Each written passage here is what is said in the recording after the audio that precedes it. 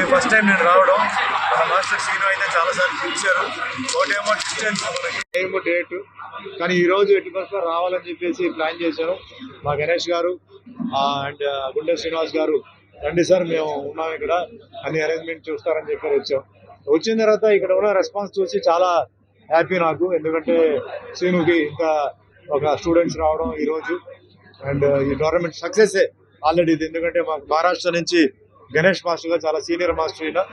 ఏంటంటే షోటోకాన్కి direct grand master పునఘోషి ఉన్నారు, ఆయన మనవడు, ఆయనతో బాగా కనెక్షన్. ఆయన బాంబేలో కూడా వెళ్ళి కలవడం జరిగింది.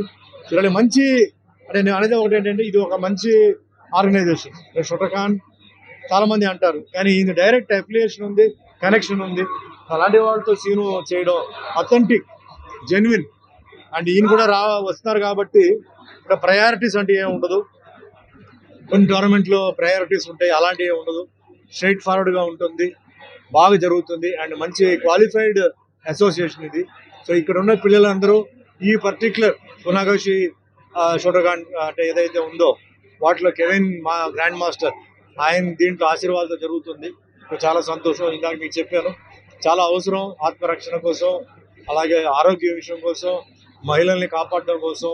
ఎందుకంటే మహిళల్ని ప్రతిసారి పోలీసులు గవర్నమెంట్ వచ్చి చేయాలంటే చాలా కష్టం. సో అది ఎప్పుడు వస్తుందో తెలియదు చెప్పాను. ఆ మహిళలకి ఆ గౌరవం ఎప్పుడు వస్తుందో మన ముఖ్యమంత్రి గారు సీఎం రేవంత్ రెడ్డి గారు ఆయన ఏదైనా ఒక చట్టం తీసుకొచ్చి లేదా పోలీస్ ఫోర్స్ని పెంచి లేదా మహిళల పోలీస్ ఫోర్స్ని పెంచి, మరి ఈరోజు టెక్నికల్గా ఎలక్ట్రానిక్ చాలా ఉన్నాయి. మహిళలకి అంటే రాత్రి 12 గంటల అయినా తెల్లారుజాను వరకు ఒంటరిగా నడివేలా అంటే ఎట్లా ఫారిన్ కంట్రీస్ నడుస్తారో ఆ విధంగా షాపింగ్కి వెళ్ళడం కానీ ఉద్యోగం వెళ్ళడం కానీ జరగాలి. అది మనం తెలంగాణ నుంచి జరిగి మిగిలిన వాళ్ళ ఊరికి వెళ్ళాలని అది నా మనసులో కోరిక.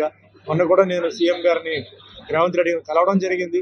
ఇలాంటి విషయాలు చెప్దామంటే అది సమయం లేకుండా నేను చెప్పలేకపోయాను. సో నేను మీ ద్వారా ఈ విషయం మరి ఆయన నోటీసులు పోస్ట్ అయ్యి ఆయన ఖచ్చితంగా స్టెప్స్ తీసుకోవాలి. అదే మాదిరిగా మన మహేష్ గౌడ్ ఉన్నారు, మరి ఆయన కూడా ఎందుకంటే సీనియర్ మాస్టర్ అండ్ ఇప్పుడు ఆయన కాంగ్రెస్లో ఆయనకు మంచి పోస్ట్ వచ్చింది. సో ఆయన కూడా జాయింట్గా చేసి ఏదైనా తెలంగాణ నుంచి అది ఇక్కడ నుంచి ఉత్పత్తి కావాలి, ఇక్కడ మొదలవ్వాలి. మహిళలు అందరూ అంటే మన ఈ గవర్నమెంట్లో రేవంత్ రెడ్డి గారి గవర్నమెంట్లో మహిళలకి 100% రక్షణ వచ్చింది. మహిళల మీద వేధింపు లేదు, మహిళల మీద మొలెస్టేషన్ లేదు, ఎలాంటిది లేదు. మనం హ్యాపీగా తిరగచ్చు అనేది తీసుకురావాలి మెయిన్ ఉద్దేశం. తర్వాత మార్షల్ ఆర్ట్ డెవలప్మెంట్ స్కూల్ కాలేజీలో అదొక సబ్జెక్ట్ కింద పెట్టి అందరికీ చేయాలి. అదే మరి పేరెంట్స్ కూడా విజ్ఞప్తి ఏంటంటే పిల్లల్ని పంపండి, ముఖ్యంగా మహిళల్ని, చిన్న చిన్న పిల్లల్ని పంపండి. వాళ్ళని ఎక్సర్సైజ్ సెల్ఫ్ డిఫెన్స్ నేర్పించి ధైర్యం వాళ్ళకి రావాలి, క్రమశిక్షణ రావాలి, వాళ్ళకి మంచి పర్సనాలిటీ రావాలి. ఇవన్నీ మార్షల్ ఆర్ట్లో ఉన్నాయి.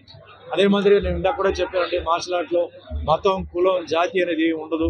నాకు అది అలాంటిది ఏమీ లేదు. నేను హిందూ అయినా నేను మసీదుకి వెళ్తాను, చర్చికి వెళ్తాను, జైన్ టెంపుల్కి అన్నీ వెళ్తాను.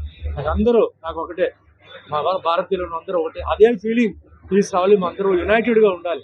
ఇంగ్లీష్లో సామర్థ్యం ఉందండి, united we win, divided we lose. అది ఉండకూడదు భారతదేశంలో. మనం అందరూ ఎన్నో మతం, కులం, ట్రెడిషన్ ఉన్నా మనందరూ కలిసి ఉండాలి. మనం మర్చిపోకూడదు. భారతీయ బార్డర్లో మన కోసం మిలిటరీ వాళ్ళు వాళ్ళ ఫ్యామిలీని వాళ్ళు త్యాగం చేసి అక్కడ కూర్చున్నారు. వాళ్ళు ఉన్నారు కదా అని చెప్పి మనం నిర్లక్ష్యంగా కాకుండా మనం కూడా మన రాష్ట్రాన్ని కాపాడాలి, మన ఫ్యామిలీని కాపాడాలి. ఆ ఉద్దేశంతో నేను ఈ ప్రొపగండా చేస్తూనే ఉన్నాను.